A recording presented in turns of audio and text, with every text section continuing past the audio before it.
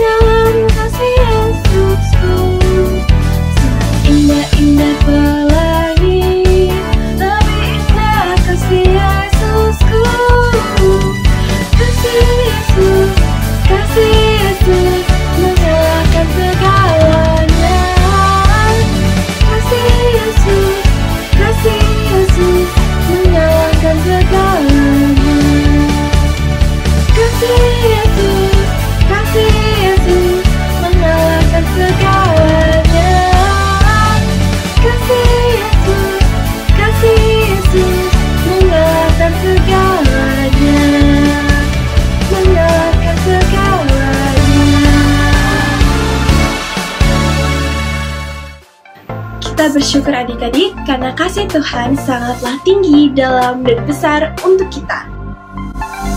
Kasih Yesus tinggi, sangat tinggi. Cintanya dalam, teramat dalam-dalam. Tiap hari dalam hidupku, ku rasakan besar, betapa besar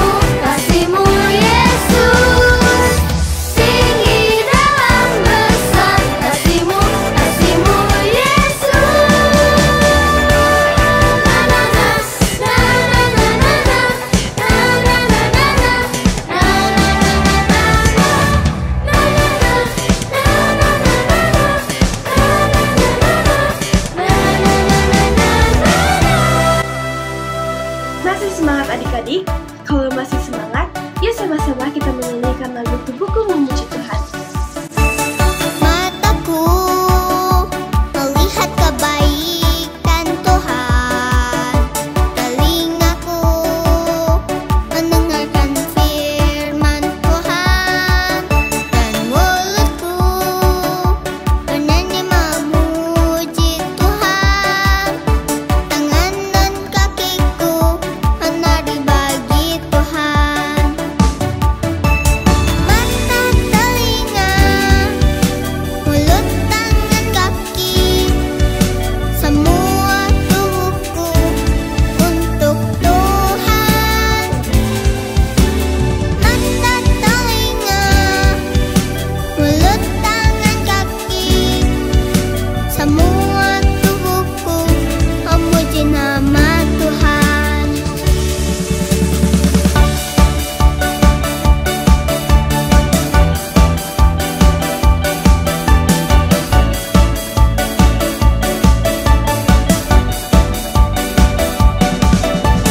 Mataku melihat kebaikan Tuhan, telingaku mendengarkan firman Tuhan, dan mulutku bernyanyi memuji Tuhan, tangan dan kakiku menari bagi Tuhan.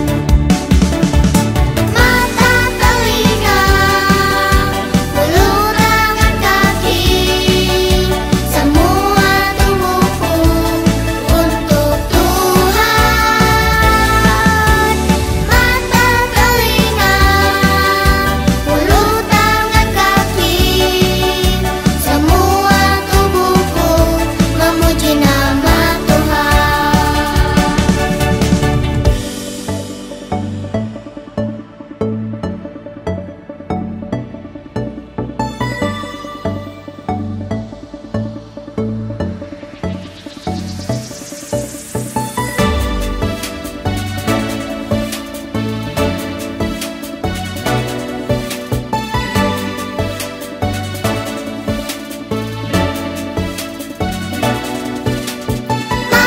telinga, mulut, tangan, kaki, semua tubuhku untuk Tuhan. Mata, telinga, mulut, tangan, kaki, semua tubuhku memuji nama Tuhan. Mata, telinga, mulut, tangan, kaki, semua tubuhku untuk Tuhan. Mata, telinga, mulut, tangan, kaki, semua tubuhku memuji nama Tuhan.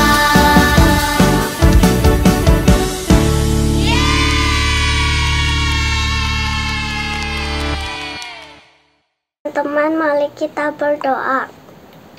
Tuhan Yesus, sebentar kami mau mendengarkan firman Tuhan. Tuhan, tolong berkati Cici Koko yang akan menceritakan firman Tuhan. Biar kiranya kami dapat mengerti isi hati Tuhan. Di dalam nama Tuhan Yesus kami sudah berdoa dan mengucap syukur. Haleluya, amin. Halo adik-adik, selamat pagi. Apa kabar? Ketemu lagi sama Cicita. Oke, hari ini kita mau mendengarkan cerita tentang kelahiran kembali. Maksudnya apa sih, Ci? Kelahiran kembali jadi bayi lagi? Yuk kita simak sama-sama biar kita semua tahu nih gimana sih kelahiran kembali itu. Oke adik-adik, dulu tuh ya, waktu Tuhan Yesus masih ada di bumi, Tuhan Yesus itu disukain sama banyak orang. Banyak orang percaya sama Tuhan Yesus. Banyak orang percaya kalau Tuhan Yesus itu adalah utusan Allah dan juga anaknya Allah. Terus mereka juga melihat, mendengar kalau Tuhan Yesus itu melakukan banyak mukjizat. Mukjizatnya apa? Menyembuhkan orang sakit, terus apa? Menyembuhkan orang buta, orang lumpuh, terus juga yang hal-hal lain yang hebat-hebat banget, termasuk juga nih dia membangkitkan orang yang sudah meninggal. Wah, hebat banget kan ya. Jadi banyak banget orang mengikut Tuhan Yesus. Mereka pengen tahu tentang pengajaran Tuhan Yesus. Mereka pengen tahu tentang apa aja sih yang Tuhan Yesus ajarkan. Begitu ya.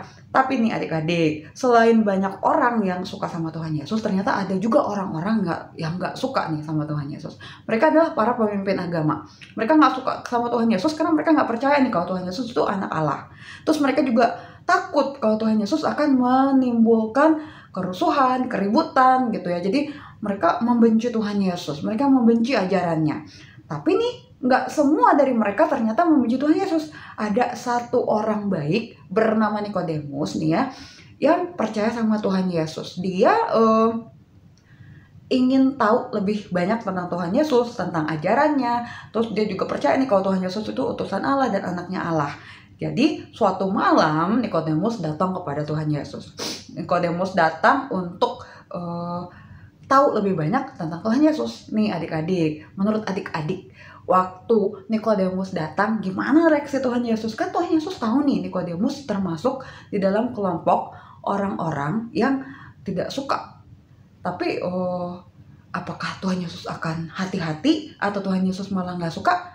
Ternyata enggak. Tuhan Yesus menyambut Nikodemus dengan sangat baik. Dan Tuhan Yesus, hal pertama nih yang dikatakan Tuhan Yesus, untuk mendapatkan keselamatan, kamu harus dilahirkan kembali. Wah, terus Nikodemus bingung, dia pusing. Kok dilahirkan kembali? Maksudnya gimana? Kan aku udah gede, kata Nikodemus ya. Aku udah dewasa, udah tinggi. Terus aku jadi bayi lagi, jadi kecil lagi, terus lahir lagi gitu ya. Tapi ternyata adik-adik, yang dimaksudkan sama Tuhan Yesus itu bukan kelahiran kamu jadi bayi lagi. Tapi maksudnya adalah kalau orang ingin mendapatkan keselamatan, dia harus lahir lagi secara rohani. Pertama dia harus percaya sama Tuhan Yesus. Dia harus mengakui dosanya, dia harus bertobat minta ampun, dan juga mempercayai Tuhan Yesus sebagai anak Allah. Itu namanya dia dilahirkan kembali. Nah, tapi Nikodemus tetap kurang mengerti nih adik-adik. Jadi Tuhan Yesus memberikan lagi contoh yang lain. Tuhan Yesus bilang, kamu pernah merasakan tiupan angin gak? Terus Nikodemus bilang, pernah dong. Aku sering merasakan tiupan angin. Nah, Tuhan Yesus bilang nih, kalau gitu, kamu tahu gak dari mana anginnya berasal, terus mau kemana anginnya? Terus Nikodemus bingung, kemana ya? Gak tahu. Nah, Tuhan Yesus bilang, angin itu sama dengan Roh Kudus. Kalau kamu bisa merasakan angin, sama kamu bisa merasakan Roh Kudus, tapi kamu gak bisa melihatnya. Sama ketika kamu gak bisa lihat angin, kamu juga gak bisa lihat Roh Kudus, tapi dia ada. Dan dia itu, kalau kamu percaya kepadanya, maka kamu bisa diselamatkan dan kamu lahir kembali. Gitu adik-adik. Jadi maksudnya Tuhan Yesus kelahiran kembali itu ya, adik-adik percaya kepada Tuhan Yesus, melakukan apa yang Tuhan Yesus ajarkan, dan bertobat terhadap dosa. Itu maksudnya ya adik-adik. Dan Tuhan Yesus mengatakan juga nih sama Nikodemus, kalau dia tuh bukan cuman sekedar utusannya Tuhan, tapi dia juga adalah anak Allah yang datang dengan misi khusus untuk menyelamatkan orang-orang dari dosa. Dia berkorban di kayu salib, mati, dan kita itu yang punya banyak dosa ini diampuni dengan pengorbanannya Tuhan Yesus di kayu salib. Wah, hebat banget kan ya. Tuhan Yesus menyatakan nih adik-adik dengan jelas kalau jalan menuju surga itu adalah dengan dilahirkan kembali. Jadi kita harus nih ya mulai hidup benar dengan melakukan apa yang Tuhan suruh, melupakan atau meninggalkan hal-hal yang tidak baik, yang Tuhan tidak suka, dan kita mulai mengakui bahwa Tuhan itu adalah Tuhan dan juru selamatnya kita. Dan kita itu senang kan ya kalau kita sudah tahu kalau kita diselamatkan, kalau kita punya jalan menuju surga, kalau kita juga sudah punya jaminan kalau Tuhan akan memberikan kita keselamatan. Tapi adik-adik gak sampai di situ aja. Tuhan bilang nih ya, karena ada satu ayat nih ya yang mengatakan karena begitu besar kasih Allah akan dunia ini. Nah, maksudnya dunia ini apa sih maksudnya? Dunia ini ya berarti semua negara yang ada di dunia ini. Kalau kalian punya peta, kalian bisa lihat nih ya, ada banyak negara. Nah, semua orang di negara-negara itu juga berhak untuk mendapatkan keselamatan. Mereka juga mau dan harus mendapatkan keselamatan. Tapi gimana caranya nih Ki? Kalau mereka belum mendengar tentang Tuhan Yesus, kalau mereka belum tahu tentang Tuhan Yesus, gimana caranya mereka bisa mendapatkan keselamatan? Gimana caranya mereka bisa tahu kalau mereka dikasihi sama Tuhan dan diampuni dosanya sama Tuhan? Ya, itu dia salah satu tugasnya kita ya adik-adik ya. Selain kita tahu kalau kita sudah diselamatkan dan kita mendapatkan kabar kalau kita bisa menuju surga dengan cara dilahirkan kembali, kita juga harus nih punya hati untuk orang-orang lain yang belum kenal Tuhan Yesus nih. Siapa tahu nih ya, salah satu dari adik-adik nih yang ada di rumah, suatu hari nanti ketika sudah dewasa, ketika sudah besar, menjadi pengabar Injil di negara lain misalnya gitu ya. Gak ada yang tahu kan, bisa jadi adik-adik adalah orang-orang yang akan menceritakan tentang kebaikan Tuhan kepada banyak orang lain di negara-negara lain. Tapi kalau yang sekarang bisa adik-adik lakukan ya, adik-adik juga bisa menjadi pengabar Injil melalui orang-orang di sekitar adik-adik. Jadi adik-adik bisa menceritakan tentang Injil, tentang Tuhan kepada orang-orang di sekitar adik-adik. Bisa teman-teman di sekolah, bisa teman-teman di rumah, bisa papa mama mungkin yang belum kenal Tuhan Yesus, atau bisa mungkin kakek nenek, oma opa yang mungkin belum mengenal Tuhan Yesus. Kalian bisa mulai menceritakannya. Karena sebenarnya adik-adik, keselamatan itu bukan untuk kita sendiri, tapi kita juga harus membagikannya buat banyak orang sehingga banyak orang juga diselamatkan. Karena Tuhan pengen semua orang di dunia ini untuk tahu tentang kabar keselamatan. Contoh nih ya, Cici punya cerita, ada seorang anak, dia baru pulang nih dari sekolah minggu, dia seneng banget karena dia baru aja mendengar kesaksian dari seorang pengabar Injil yang datang dari tempat yang jauh, yang menceritakan nih tentang petualangannya selama menjadi pengabar Injil. Terus waktu dia ceritakan ke papanya nih, terus papanya tanya, tapi kan kalau tentang pengabar Injil itu bukan sekedar tentang itu loh, petualangan, bukan tentang pergi ke negara-negara yang jauh atau makan makanan yang kamu gak pernah makan loh, tapi ada pesan atau kerja atau ada misi penting yang dilakukan sama pengajar Injil. Terus teman kita itu berpikir, oh iya, dia pengabar Injil itu juga bilang Pak, kalau yang penting dari mengabarkan Injil itu adalah untuk menceritakan kebaikan Tuhan, menceritakan tentang Tuhan, sehingga banyak orang kenal dan mulai bertobat. Ya, itu yang betul adik-adik. Jadi kalau misalnya adik-adik sudah tahu nih jalan menuju ke surga adalah melalui adik-adik dilahirkan kembali dan percaya kepada Tuhan, minta ampun dosa sama Tuhan, dan juga mulai hidup dengan baik, juga mengabarkan Injil juga buat banyak orang lainnya. Jadi nggak cuma buat adik-adik doang tuh kabar keselamatannya, tapi buat banyak orang juga yang belum kenal sama Tuhan. Ya, jadi siapa nih kira-kira nih yang adik-adik saat ini pikirkan nih? Mungkin adik-adik punya nih satu nama di pikiran adik-adik, mungkin teman adik-adik atau siapapun orang yang adik-adik kenal. Terus adik-adik mulai berpikir, oh aku bisa cerita nih sama dia tentang Tuhan, oh aku bisa mengabarkan Injil nih sama dia tentang Tuhan gitu ya. Jadi adik-adik bisa mulai dari tempat adik-adik berada saat ini, di tempat adik-adik tinggal saat ini ya. Oke. Sekarang kita mau ayat hafalan 1. Ayat hafalan kita hari ini adalah kamu harus dilahirkan kembali, Yohanes 3 ayat 7. Kita ulangi sekali lagi ya. Kamu harus dilahirkan kembali, Yohanes 3 ayat 7. Kita hafalkan dan simpan dalam hati ya.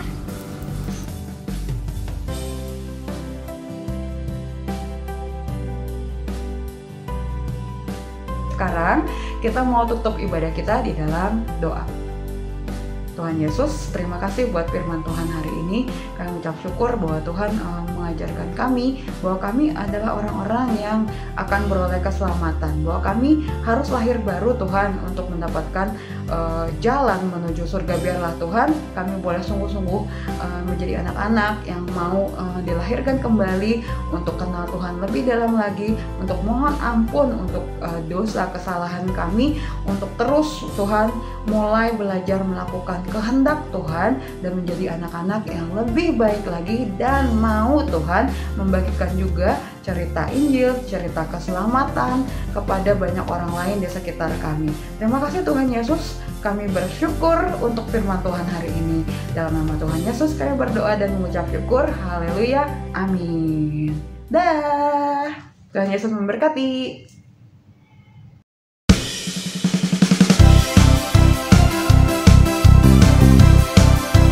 Jumpa lagi di Kids News. Aku mau ingetin teman-teman untuk memberikan persembahan di kotak atau amplop yang ada di rumah kalian masing-masing, atau menggunakan QR Code dengan bantuan mama dan papa. Dan ini adalah nomor WA untuk teman-teman dapat memberikan kesaksian atau meminta didoakan. Jangan lupa follow Instagram dan Facebook Live Kids, serta subscribe YouTube channel Live Kids ya teman-teman. Bagi mama dan papa yang belum tergabung di WA Group kelas Live Kids, yuk segera menghubungi Live Kids. Dan aku juga mau ajak teman-teman untuk beribadah secara onsite Live Kids di gereja. Kalau kalian dalam keadaan sehat ya. Sekian Kids News hari ini. God bless you. Hai adik-adik. Cici Koko di sini mengajak adik-adik untuk bisa ikut join di dalam ibadah onsite Live Kids kita pada jam-jam yang sudah ada, dan dipastikan adik-adik dalam keadaan sehat ya. Ibadah onsite Live Kids gak cuma diadakan di GSDA Bethlehem Surya Kencana di jam 8, 11, dan jam 5 sore, tetapi juga diadakan di The Center, Sentul City di jam 8 pagi pada hari Minggu, dan juga di gedung C4 Tunas Harapan pada hari Sabtu jam 5 sore. Dan untuk info lebih lanjut, bisa menghubungi nomor Live Kids di bawah ini. Nah, untuk sistem presensi di 3 tempat ibadah onsite Live Kids masih menggunakan kartu absen ya. Jadi adik-adik jangan lupa untuk membawa kartu absennya setiap minggu, dan jangan lupa di tap di mesin yang sudah disediakan. Paling penting jangan sampai kartunya hilang ya.